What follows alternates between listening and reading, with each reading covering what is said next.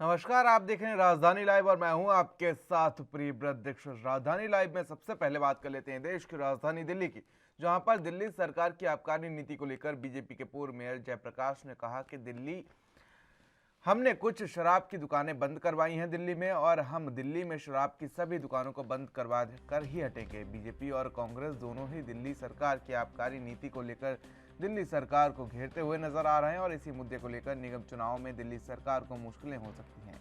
दिल्ली के आज़ाद मार्केट किशनगंज पर सड़क बनाने का काम चल रहा है। उसी का निरीक्षण एमसीडी के पूर्व मेयर जयप्रकाश करने पहुंचे थे। उन्होंने कहा कि दिल्ली सरकार की आबकारी नीति से जनता सबसे ज़्यादा परेशान है। उन्होंने कहा कि मंदिरों के पास, स्कूलों के पास शराब की दुकानें खोली जा रही हैं, और अब शराब की दुकानें लोगों को एक शराब की बोतल के साथ दूसरी शराब की बोतल फ्री दे रही हैं, जिससे जनता और खास करके आज के युवा नशे का शिकार हो रहे हैं।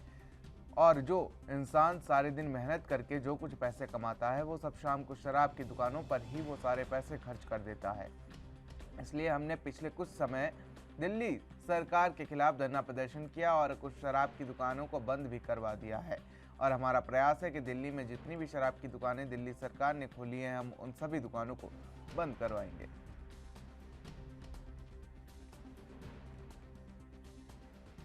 जा रही है या 30% से लेकर 40% की डिस्काउंट दिया जा रहा है, इसको लेकर क्या रणनीति है भाजपा की? देखिए, दिल्ली सरकार ने दिल्ली को शराब कर दिया है। लोगों के कैरियर खराब हो, युवाओं की जवानी खराब हो, ये काम दिल्ली सरकार कर रही है। स्वराज लेकर के आए थे, अब उन्होंने कहा था कि अन्ना हजारे के सामने कि हम दिल्ली को नशा मुक्त करेंगे। वो स्वराज कहाँ गया, वो लोकायुक्त कहाँ गया? दिल्ली सरकार अपने सब वादों से मुकर गई है, भाग गई है। आज दिल्ली की हर बाजार में, हर मंदिर के, हर स्कूल के, हर मस्जिद के, हर गुरुद्वारे के सामने शराब की दुकानें खुली हुई हैं। तो हम अपने समाज को किस दिशा में लेके जाना चाहते हैं? भारतीय जनता पार्टी इसका पुरजोर विरोध कर रही है।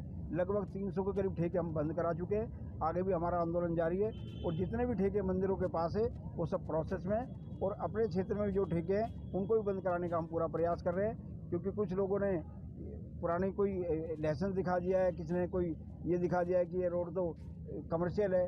लेकिन भारतीय जनता पार्टी जनता के लिए जो कुछ होगा वो हम करेंगे। निगम की जो मास्टर प्लान है उसकी अवहेलना जो भी दुकान करेगी उसको बंद करा के हम छोड़ेंगे। इनको लेकर के क्या दिल्ली सरकार क्या असर पड़ेगा? देखिए, असर तो जरूर पड़ता है। असर कब दिखेगा ये तो समय बताएगा। लेकिन जिसके घर का बच्चा रात को दारू पी के आता है, जिसका पति शाम को कमा करके पैसे लाता है लेकिन दारू खरीद लाता है, कमाई किस लिए होती है? बच्चों को पालने के लिए। आज गली गली, मोहल्ले मोहल्ले में आपने सेल लगा दिए, एक के साथ एक फ्री। तो आप समाज को किस दिशा में लेके जाना चाहते हो?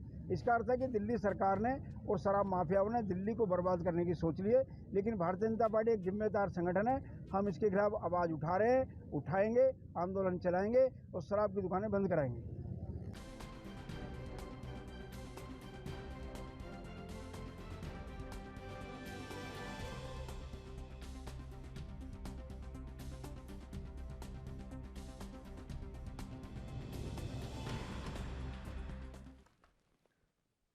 तो एक बार फिर से आम आदमी पार्टी की सरकार यानी कि दिल्ली सरकार एक बार फिर से बीजेपी और कांग्रेस के निशाने पर है। आपको बता दें, नई आबकारी नीति को लेकर जिस तरीके से घमासान छिड़ा हुआ है, उसमें लगातार बीजेपी आम आदमी पार्टी पर हमलावर होती नजर आ रही है। जिस तरीके से दिल्ली में शराब के ठेकों को मार्च के अंत तक स्टॉक खत्म करना है, और उसी को लेकर अब योजना चलाई जा रही है कि एक के साथ एक बोतल फ्री या डिस्काउंट दिया जा रहा है। हमारे साथ राजीव तिवारी, हमारे संवाददाता दिल्ली से लाइव जुड़ चुके हैं। राजीव, क्या कुछ अपडेट है इसको लेकर? किस तरीके से दिल्ली में इस समय नई आबकारी नीति को लेकर सियासी घमासान छिड़ा हुआ है? राजीव, देखिए, बिल्कुल सही कहा आपने। यहाँ पर बात करें जिस तरीके से दिल्ली सरकार की जो आबकारी नीति है, यानी कि हम्म शराब की जो दुकानें खोली गई हैं, हम्म वो कहीं ना कहीं अब जनता के लिए कहीं ना कहीं मुश्किलों का सबब बनते हुए नजर आ रही है। और यहाँ तक कि हम्म इसी विषय को लेकर कहीं ना कहीं भाजपा की बात करें, कांग्रेस पार्टी की बात करें, तो लगातार कहीं ना कहीं प्रदर्शन भी किए जा रहे हैं। यहाँ तक कि जनता भी कहीं ना कहीं आक्रोश दिखाती हुई नजर आ रही है। मगर जिस तरीके से अब दिल्ली सरकार की ये आबकारी नीति जो है,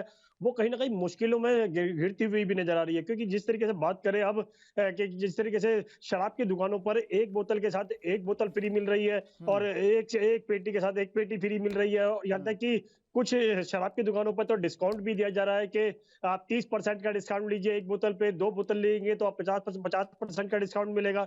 तो इस तरीके की जो कहीं ना कहीं जो सरकार की जो रणनीति है वो कहीं ना कहीं अब गिरती हुई नजर आ रही है। और इसी को लेकर कल जिस तरीके से जयप्रकाश जो पूर्व मेयर है और भाजपा के बड़े नेता भी माने जाते हैं, जिस तरीके से हमने उनसे जानने की कोशिश करी कि दिल्ली सरकार की जो शराबकारी नीति है यानी आबकारी नीति है, जो उसके लिए दिल्ली से भाजपा जो है वो किस तरीके से कदम उठा रही है, और केंद्र सरकार के अंदर भाजपा की जो सरकार है तो कहीं ना कहीं वो किस तरीके से कदम उठाएगी आने वाले दिनों के अंदर, जो चुनाव आने वाले निगम के उसके अंदर क्या दिल्ली सरकार को इसी मुद्दे पर घेरा जाएगा। तो उन्होंने साफ साफ कर दिया कि जिस तरीके से दिल्ली के अंदर मंदिरों के पास, मस्जिदों के पास, स्कूलों के पास शराब की दुकानें खोली गई है, वो उनको बंद कराएंगे और कुछ दुकानों को बंद भी करा दिया गया है। और आने वाले दिनों के अंदर फिर दोबारा से इसको लेकर प्रदर्शन होते हुए नजर आएगा। मगर दिल्ली सरकार कहीं ना कहीं जो अपने आप को कहीं ना कहीं ये कह रही थी कि निगम के अंदर वो आम आदमी पार्टी की सरकार आने वाली है, और कहीं ना कहीं भाजपा ने जो है वो निगम के अंदर 15 साल भ्रष्टाचार किया है। मगर यहाँ पर जो आबकारी नीति है उसको लेकर भी कहीं ना कहीं अब दिल्ली सरकार घिरती हुई नजर आ रही है, और जनता जो है वो लगातार शराबों की दुकान पर कहीं ना कहीं भीड़ का हिस्सा बनती हुई नजर आ रही है। और इसी को लेकर कल कांग्रेस पार्टी की तरफ से भी अरविंद केजरीवाल के घर के बाहर प्रदर्शन किया गया, जिसको लेकर कहीं ना कहीं यह कहा गया कि दिल्ली सरकार जो है वो कहीं ना कहीं जनता को नशे की लत लगाने की कोशिश कर रही है। जो युवा है वो आज के जो युवा है वो कहीं ना कहीं नशे का शिकार होते हुए नजर आ रहे हैं। जी राजीव, इससे आने वाले निगमों के जो चुनाव हैं, जो आगे अब निगमों के चुनाव होंगे, इस पर क्या कुछ असर देखने को मिलेगा? किस तरीके से, जिस तरीके से अगर हम बात कर ले सरकार की, तो सरकार लाख दावे करती है कि हमने अच्छे काम किए हैं, तो वहीं जैसे आपका नई आबकारी नीति जैसे नियम लागू कर देती है, नए कानून लागू कर देती है, इससे जनता को तो परेशानी होती ही होती है। साथ ही जिस तरीके से शराब के जो कारोबारी हैं उन्हें भी मार्च तक स्टॉक खत्म करना है, तो उन्हें तो ऐसी स्कीम चलानी ही पड़ेगी भाई, उनकी खराब हो जाएगी शराब, तो अब कहीं ना कहीं से तो उन्हें फ़ायदा निकालना ही है। इसके लिए उन्होंने डिस्काउंट दे दिया है, ऑफर दे दिए हैं, लेकिन इससे निगमों के चुनाव पर क्या कुछ असर पड़ेगा राजीव? देखिए, बिल्कुल सही कहा। यहाँ पर बात करें शराब कंपनियों की, शराब के जो दुकानें हैं, जो मार्च तक अपना स्टॉक खत्म कर रहे हैं, वो लगातार कहीं न कहीं इस तरीके की स्कीम दे रहे हैं कि एक बोतल के साथ एक बोतल फ्री, एक 6 पेटी के साथ यानी कि 6 पेटी फ्री, 1 पेटी के साथ 1 पेटी फ्री। मगर काफ़ी हद तक ये भी कहा जा रहा है कि एक बोतल लीजिए इस कंपनी की तो आपको 30% डिस्काउंट मिलेगा, इस कंपनी की बोतल लीजिए तो आपको 50% डिस्काउंट मिलेगा। तो इस तरीके की जो स्कीम है, वो कहीं न कहीं युवाओं को अपनी तरफ आकर्षित ज़रूर कर रही है। और जो शराब के पीने वाले हैं वो सबसे ज्यादा इस तरीके कह सकते हैं यहाँ पर दुकानों पर भीड़ देखने को मिल रहे हैं। लगातार भीड़ भी बनी हुई है, लगातार कहीं ना कहीं कोरोना काल भी चल रहा है, सोशल डिस्टेंसिंग भी होना चाहिए। मगर दिल्ली सरकार की यहाँ पर जो आबकारी नीति है वो अब घिरती हुई नजर आ रही है, क्योंकि ना तो कोरोना काल का जो नियम है यानी कि कोरोना की गाइडलाइन है उसका फॉलो होता हुआ नजर आ रहा है, ना ही लोग बाग मास्क लगा रहे हैं। यहाँ तक की बात करें जिस तरीके से युवा जो है, जो जिनको दिल्ली सरकार ने कहीं ना कहीं पढ़ने के लिए बड़ी बड़ी जागरूकता स्कूल खोले गए, कॉलेज खोले जा रहे हैं, यहाँ तक कि ये भी कहा जा रहा है कि हम युवाओं को पढ़ाई के लिए बहुत बड़े साधन देने की कोशिश कर रहे हैं। मगर जो युवा जो है वो अब कहीं ना कहीं शराबों की दुकान पर दिखते हुए नजर आ रहा है। और इसी को लेकर भाजपा जो है वो अपनी रणनीति बना चुकी है, और निगम के जो चुनाव होंगे उसके अंदर कहीं ना कहीं दिल्ली सरकार को घेरा जाएगा। और इसी विषय को लेकर कांग्रेस भी कहीं ना कहीं इसके अंदर अपना योगदान देती हुई नजर आ रही है। कांग्रेस अलग घेर रही है दिल्ली सरकार को, भाजपा जो है वो अलग घेर रही है। तो कहीं ना कहीं निगम के चुनाव के ऊपर दिल्ली सरकार के जो कहीं ना कहीं जो दावे है या जिसका ये दावा किया जा रहा है कि वो निगम के अंदर वही आम आदमी पार्टी की सरकार आएगी, वो कहीं ना कहीं अब मुश्किलों में घिरती हुई नजर आ रही है। जी लेकिन जिस तरीके से पूर्व मेयर जो है एमसीडी के जयप्रकाश, वो भी अब निशाने पर ले रहे हैं दिल्ली सरकार को, तो ऐसे में जिस तरीके से हम देख सकते हैं बीजेपी पूरी तरीके से कमर कस चुके हैं निगम के चुनाव के लिए, क्योंकि जिस तरीके से पिछली बार चुनाव हुए थे, अगर सरकार की बात करें तो विधानसभा चुनाव की बात करें तो जिस तरीके से बीजेपी को मुंह की खानी पड़ी थी, तो इस बार वो बीजेपी नहीं चाहती है कि हमें निगम के चुनाव में भी मुंह की खानी पड़े। देखिए, बिल्कुल सही कहा आपने। यहाँ पर बात करें दिल्ली के जब विधानसभा के चुनाव हुए थे तो उसके अंदर कहीं ना कहीं भाजपा को काफी बड़ी हार का सामना करना पड़ा था, और जितने दावे थे भाजपा के वो कहीं ना कहीं विफल होते हुए नजर आए। तो मगर उस समय की जो बात करें, जो दिल्ली सरकार ने कुछ कार्य जरूर किए थे जिसके अंदर कहीं ना कहीं दिल्ली सरकार को जीत हासिल हुई, चाहे वो बिजली फ्री देने की बात हो या फिर पानी फ्री देने की बात हो। मगर जिस तरीके से अब आबकारी नीति जो है वो गिरती हुई नजर आ रही है और भाजपा की तरफ से बिल्कुल कमर कस ली गई है। लगातार यही रणनीति बनाई जा रही है कि निगम के चुनाव के अंदर कहीं ना कहीं आम आदमी पार्टी की सरकार नहीं आने दी जाए, क्योंकि 15 साल तक अभी तक जो भाजपा की सरकार जो है वो निगम के अंदर दाखिल है और कहीं ना कहीं उनकी ही सरकार चल रही है। मगर यहाँ पर दिल्ली सरकार जिस तरीके से कोशिश कर रही है कि निगम के अंदर भी भ्रष्टाचार हुआ है, भाजपा को बड़ा बड़ा वादों के साथ घेरा जा रहा है, भ्रष्टाचार किया गया है, इन पार्कों के अंदर बीजेपी के नेताओं को पार्किंग दी जा रही है, ये कहा जा रहा है। मगर जिस तरीके से अब दिल्ली सरकार की खुद की जो नीति है वो कहीं ना कहीं मुश्किलों के अंदर गिरती हुई नजर आ रही है। और इसी को लेकर भाजपा की बात करें, कांग्रेस की बात करें, दोनों ही पार्टियां जो है वो लगातार दिल्ली सरकार को अब घेरने की तैयारी कर चुकी है और इसी को लेकर कल प्रदर्शन भी किया गया। मगर अब आने वाले दिनों के अंदर अगर आम आदमी पार्टी की सरकार इस नीति को वापस नहीं लेती है या जनता के बारे में कुछ कदम नहीं उठाती है तो कहीं ना कहीं आम आदमी पार्टी की मुश्किलें बनेगी और कहीं ना कहीं इसका असर जो है वो चुनाव पर भी देखने को मिल सकता है। जी राजीव, लेकिन जनता को भी एक बार सोच लेना चाहिए कि जिस मेहनत से वो पैसे कमाते हैं वो एक शराब के अगर ऑफर चल रहा है तो वहां पर उस पर लुटाते नजर आ रहे हैं।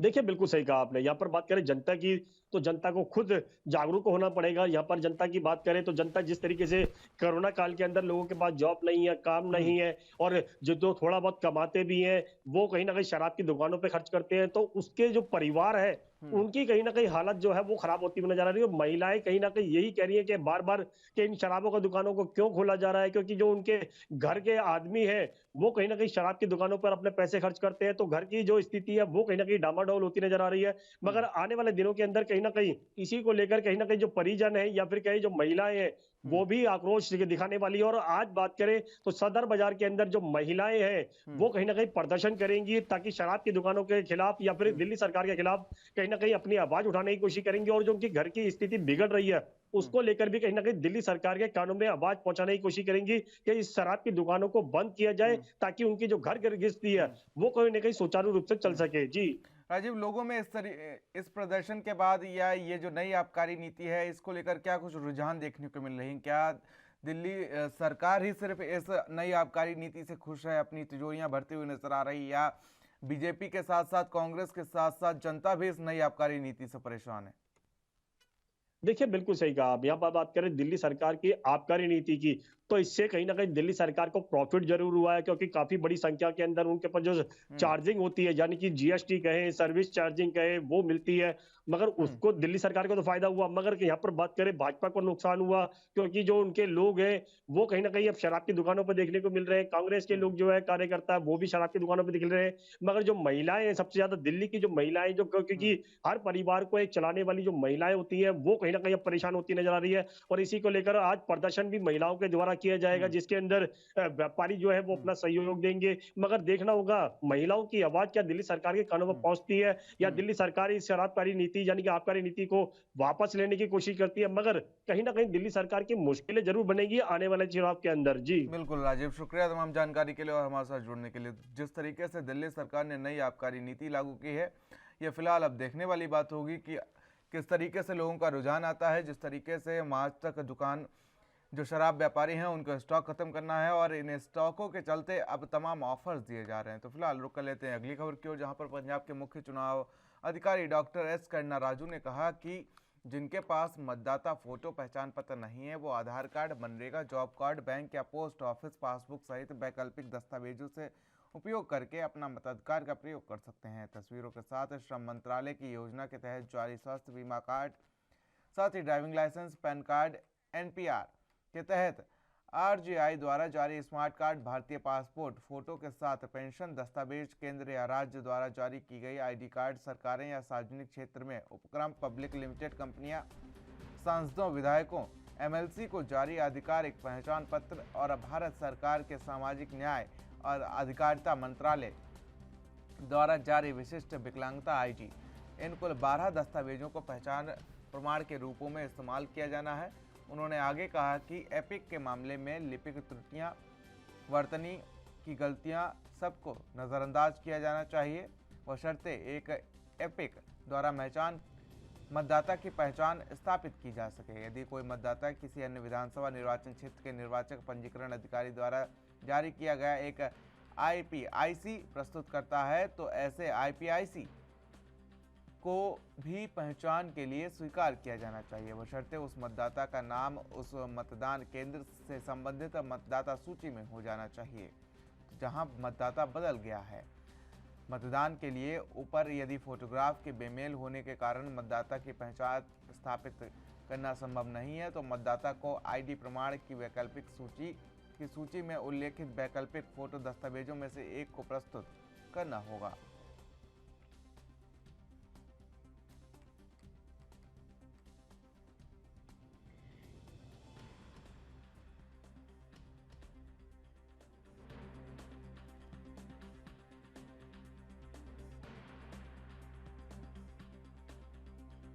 तो जिस तरीके से पंजाब में 20 फरवरी को विधानसभा चुनाव है और इसी को लेकर 12 वैकल्पिक पहचान प्रमाणों से इलेक्शन कमीशन ने वोट डालने के आदेश जारी कर दिए हैं।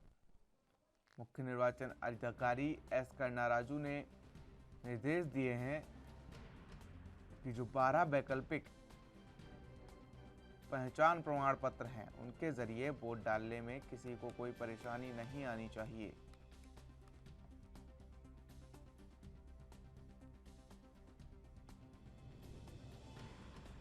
तो 12 वैकल्पिक पहचान प्रमाणों से वोट पड़ सकते हैं। इसको लेकर बैठक की गई और बैठक में अहम निर्णय लिया गया। साथ ही लोगों को जागरूक भी किया गया वोटिंग के लिए। तो वहीं अधिकारियों को सख्त निर्देश दिए गए कि ज़्यादा से ज़्यादा वोटिंग हो।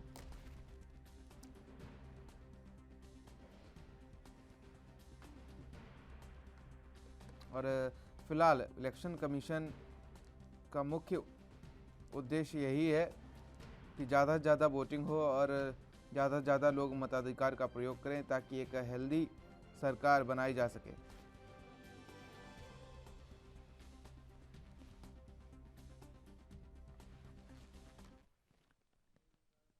तो जिस तरीके से इलेक्शन कमीशन पूरी तैयारी कर चुका है, 20 तारीख को चुनाव होना है पंजाब में और 10 मार्च को नतीजे आ जाएंगे। उसी को लेकर इलेक्शन कमीशन ने ये जारी कर दिया है कि 12 वैकल्पिक पहचान प्रमाण पत्र होंगे और उन्हीं पर आपको बता दें कि अगर कोई मुख्य पहचान प्रमाण पत्र नहीं है तो उन पर वोटिंग की जा सकती है। और इसी खबर पर तमाम अपडेट्स और जानकारी के साथ हमारे संवाददाता अमित कुमार हमारे साथ जुड़ चुके हैं। अमित, क्या कुछ अपडेट है इसको लेकर? जिस तरीके से इलेक्शन कमीशन पूरी तैयारी कर चुका है, अगर बात कर ली जाए तो इलेक्शन कमीशन का मुख्य उद्देश्य इन जो 12 वैकल्पिक प्रमाण पत्र जारी करने की बात कही गई है, इनसे सीधा उद्देश्य यही निकलता है कि ज़्यादा से ज़्यादा वोटिंग हो सके और एक हेल्दी सरकार का गठन हो सके। अमित, देखिए, इस बार अगर आप कंसिडर करते हैं तो 12 वैकल्पिक जो माध्यम है इसलिए चुने गए कि अगर बाई चांस आपके पास आपका वोटर कार्ड किसी कारण नहीं है, किसी कारण गुम गया है, अगर आपकी वोटर सूची में आपका नाम है, तब आप वोटिंग के अधिकार का इस्तेमाल कर सकेंगे। कमीशन कहता आया है किसी भी तो उनका अधिकार ही छूट चाहिए। अगर उनको किसी न किसी तरीके से वोटिंग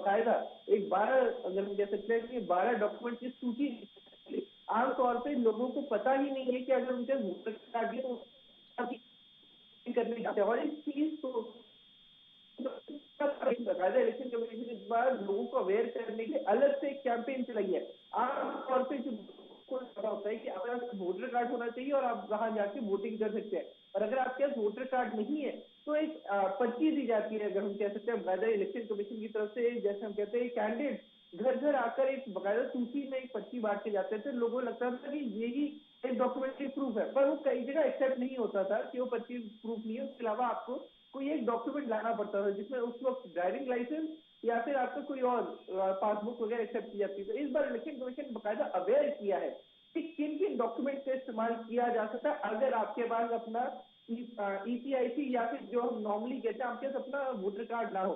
सबसे पहले जो चीज उन्होंने हाईलाइट की गई है कि आपके पास अगर आपका कोई भी आधार कार्ड स्टेट में, अगर हम कह सकते हैं कि आपके प्रूफ के तौर पर उसको एक्सेप्ट किया जा सकता है। उसके बाद मनरेगा का जॉब कार्ड, गरीब तबके के लिए बैंक या पोस्ट ऑफिस की पासबुक। देखिए, बैंक और पोस्ट ऑफिस की पासबुक भी एक तरह से, पर उन्हें ये कि उसमें आपकी फोटोग्राफ नहीं दे। देखिए, ये चीज पर जरूर दिया गया है कि कोई भी डॉक्यूमेंट जो यूज किया जाए उसमें आपकी फोटो जरूर हो। हेल्थ इंश्योरेंस का स्मार्ट कार्ड भी है, लेबर कार्ड दिए, आपका driving licence, PAN card, smart card issued by RBI under NPR, Indian passport, pension document, आपके अगर आप कहीं किसी सरकारी दफ्तर में काम कर रहे हैं तो आपका सर्विस आईडी कार्ड, उसका ही अगर एमपी एमएलए के द्वारा इशू किया गया आइडेंटिटी कार्ड, वो भी एक्सेप्ट किया जा सकता है। तो देखिए कई चीजें, कई छोटे छोटे तरीके हैं जिसमें इलेक्शन कमीशन ये चीज कोशिश कर रहा है कि जितना हो अवेयर है और वो अपने वोटिंग के अधिकार पे कर सके, इस चीज कोशिश की। लेकिन करीब एक और चीज अनाउंस की गई है, अगर इन केस कोई माइनर स्पेलिंग मिस्टेक होती है, अगर हम देखते हैं कि कई बार स्पेलिंग मिस्टेक हो जाती है, तो उस स्पेलिंग मिस्टेक के चलते ऐसा नहीं होगा कि वोटिंग अलाउ नहीं की जाएगी। उस वक्त जो ऑन ड्यूटी ऑफिसर है उस चीज को इग्नोर कर सकता है। पर ये चीज एस्टैब्लिश होनी चाहिए कि जो व्यक्ति वोट है वही व्यक्ति है और उससे एक सही कदम। देखिए इलेक्शन कमीशन की ओर से दो बड़े अच्छे कदम लिए गए। एक तरह से लोगों को अवेयर कर दिया गया कि आपके पास इन डॉक्यूमेंट्स का आपका राइट है और इसके जरिए आप वोटिंग करने जा सकते हैं। और अगर आपके डॉक्यूमेंट में कोई, अगर वोटर कार्ड में अगर गलती होगी, जैसे लिस्ट में आपके नाम में कोई और स्पेलिंग है और वोटर कार्ड में कोई और स्पेलिंग है, तो उसके बावजूद भी आपको वोटिंग करना अलाउ किया जाएगा। बस ये चीज एस्टैब्लिश करनी होगी कि आप वही व्यक्ति हैं जो उस तस्वीर में सामने है। जी अमित, लेकिन जिस तरीके से 20 तारीख को पंजाब में विधानसभा चुनाव है, क्या कुछ तैयारियां इलेक्शन कमीशन ने कर रखी हैं इसको लेकर? इस बार अगर हम बात कर रहे हैं तो बूथ इंक्रीज कर दिए गए हैं। लगभग हम कहें कि इस बार 200 से करीब ज्यादा बूथ है। पिछली बात है, इसके कई कारण है। सीधे और सबसे पहला कारण इस बार हम बोलते तो कोरोना ही सबसे मेजर कारण रहा है कि अगर हम कहें कि बूथों को कम ज्यादा से ज्यादा संख्या में बांटा जाए ताकि लोगों क्राउड है वो कम से कम हो। इस चीज को सबसे ज्यादा इलेक्शन कमीशन कोशिश की है। दूसरी बार रैम्प की फैसिलिटीज इस बार हर एक बूथ लेवल में पॉसिबल होगी। दूसरी इस बार डिसेबल और एल्डरलीज के लिए जो 80 से ऊपर है उनके लिए पोस्टल सर्विस है। जी हाँ, ठीक है, सीधे तौर पर हम कह सकते हैं कि इस बार जो एल्डरलीज है वो पोस्टल सर्विस के लिए अप्लाई कर सकते हैं और बाकायदा उनके घर पर जाकर उनके वोट लिए जाएंगे। इसमें सिर्फ एल्डरलीज नहीं, इसमें एक्सेप्शन की इस बार कोविड पॉजिटिव भी है जो वोट देना चाहते हैं पर किसी कारण वोट नहीं दे सकते, तो उनके लिए भी ये ऑप्शन दिया गया है। एनआरआई के लिए भी यही ऑप्शन है। तो आप देख सकते हैं अलग अलग तबकों के लिए अलग अलग, अगर हम कह सकते हैं, बाकायदा छूट दी गई है। डिसेबल्स के लिए बेटर रैम्प फैसिलिटीज और अलग अलग रियायतें उनको दी जा रही है। इस बार लोगों को प्रोत्साहन बहुत ज्यादा दिया जा रहा बिल्कुल है बिल्कुल बिल्कुल कि अमित, जितना हो बिल्कुल सके अमित, लोग। ये तो देखने वाली बात होगी कि इन सबके बीच भी कितने प्रतिशत इलेक्शन होगा। फिलहाल तमाम अपडेट्स के लिए और जानकारी के लिए हमारे साथ जुड़ने के लिए शुक्रिया आपका।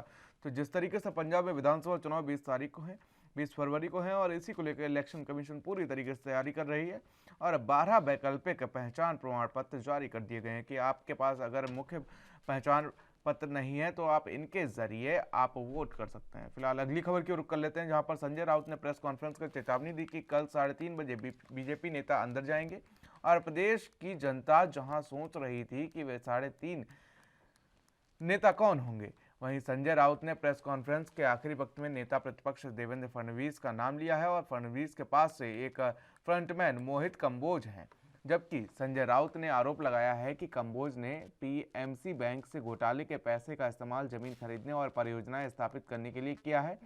यह भी पता चला है कि यह कंबोज एक दिन देवेंद्र फडणवीस को डुबो देगा। सांसद संजय राउत ने प्रेस कॉन्फ्रेंस कर केंद्र की बीजेपी सरकार पर निशाना साधा।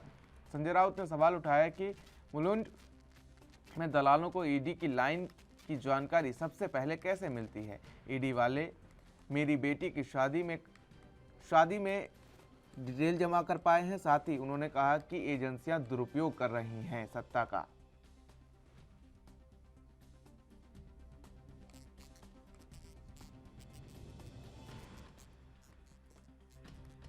साथ ही संजय राउत ने तमाम आरोप भी लगाए हैं। उन्होंने कहा कि मेरे ऊपर सरकार को गिराने का भी दबाव बनाया जा रहा है। पूर्व सीएम देवेंद्र फडणवीस पर उन्होंने गंभीर आरोप लगाए हैं। उन्होंने कहा कि मेरे ऊपर सरकार को गिराने तक का दबाव बनाया जा रहा है, ये तमाम आरोप लगा डाले। हालांकि संजय राउत की शिवसेना में जो छवि है उससे हम सभी वाकिफ हैं, किस तरीके से एक वरिष्ठ नेता के रूप में उन्हें देखा जाता है। लेकिन अब उन्होंने पूर्व सीएम और नेता प्रतिपक्ष महाराष्ट्र विधानसभा में कहे जाने वाले देवेंद्र फडणवीस पर तमाम आरोप लगा दिए हैं और तमाम आरोप लगाते हुए उन्होंने कहा कि मेरे ऊपर सरकार को गिराने तक का भी दबाव बनाया जा रहा है।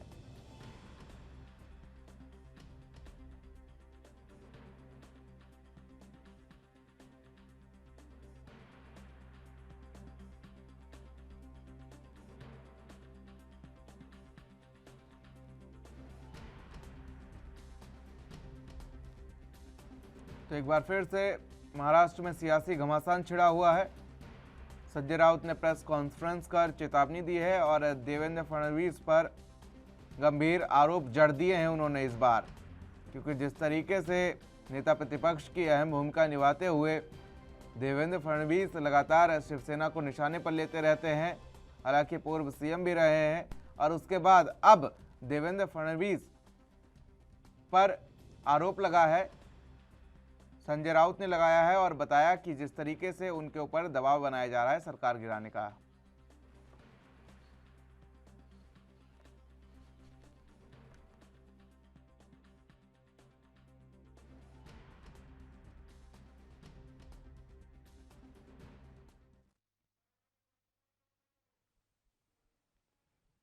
तो जिस तरीके से एक बार फिर से महाराष्ट्र में सियासी घमासान छिड़ा हुआ है, और ये देखने वाली बात होगी कि आखिर संजय राउत जो कह रहे हैं, जो सांसद हैं शिवसेना के, वो कितना सही है। क्योंकि जिस तरीके से वो कहते हैं कि हमारे ऊपर दबाव बनाया जा रहा है सरकार गिराने का, तो अब नेता प्रतिपक्ष देवेंद्र फडणवीस पर भी वो आरोप लगाते हुए नजर आ रहे हैं। तमाम अपडेट्स और जानकारी के साथ हमारे संवाददाता मुरारी सिंह हमारे साथ जुड़ चुके हैं मुंबई से लाइव।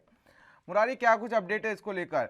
जिस तरीके से अब ये आरोप और प्रत्यारोपों का दौर विधानसभा भवन से बाहर निकलकर अब ये सड़कों पर आ गया है। कहा जाता है कि संजय राउत कहते हैं कि मेरे ऊपर आरोप लगाया जा रहा है सरकार गिराने का। कितना सही है ये, कितना गलत? देखिए, ये तो कह पाना प्रियव्रत काफी मुश्किल होगा कि कितना सही कितना गलत है, लेकिन सवाल ये जरूर उठ रहा है कि अगर बीजेपी के नेताओं की तरफ से शिवसेना सांसद संजय राउत के ऊपर सरकार गिराने का दबाव पड़ रहा था, तो खुद मुख्य पत्र सामना के जरिए कई बार कई चीजों का खुलासा कर चुके हैं। आखिर वो इतने दिन तक खामोश क्यों थे? मुंबई सहित आसपास के इलाकों में जब ईडी की 10 जगह पर छापेमारी हुई, अंडरवर्ल्ड, भगोड़ा दाऊद इब्राहिम सहित हसीना पारकर और अन्य जगहों पर, उसके बाद आनंद फानन में कह सकते हैं कि प्रेस कॉन्फ्रेंस के जरिए एक बड़े खुलासे की बात कही जा रही थी। लेकिन यहाँ मोहित कंबोज सहित किरीट जो बेटे हैं, उनके ऊपर भ्रष्टाचार के आरोप लगाते हुए बीजेपी नेताओं को सरकार गिराने और साथ ही साथ केंद्रीय जांच एजेंसियों को भी उन्होंने गंभीर आरोप लगाया है कि जिस तरीके से कार्रवाई हो रही है, ऐसी परिस्थिति में क्या अन्य राज्यों में भी जो भ्रष्टाचार हुए हैं उस पर ईडी कार्रवाई करेगी? तो कहीं ना कहीं महाराष्ट्र में, जहां अन्य राज्यों में चुनाव चल रहे हैं, वहां महाराष्ट्र में राजनीतिक सियासत के साथ जबानबाजी भी काफी तेज हो गई है। प्रियव्रत। बिल्कुल मुरारी, शुक्रिया तमाम जानकारी के लिए और तमाम अपडेट्स के लिए हमारे साथ जुड़ने के लिए शुक्रिया आपका। तो जिस तरीके से महाराष्ट्र में विधानसभा चुनाव तो नहीं है, लेकिन विधानसभा चुनाव में जितनी सियासत गरमाती हुई है उससे ज़्यादा कहीं सियासत गरमाई हुई है इस समय की महाराष्ट्र की, क्योंकि जिस तरीके से ईडी ने जांच की है, जिस तरीके से छापेमारी की है, अब मोहित कंबोज की जो भूमिका है वो भी अहम होगी। साथ ही संजय राउत के जो भी तमाम आरोप हैं देवेंद्र फडणवीस पर, वो भी अब देखने वाली बात होगी। फिलहाल राजधानी लाइव में मेरे साथ इतना ही। देश और दुनिया की अहम खबरों के लिए बने रहिए एनबी न्यूज़ के साथ। नमस्कार।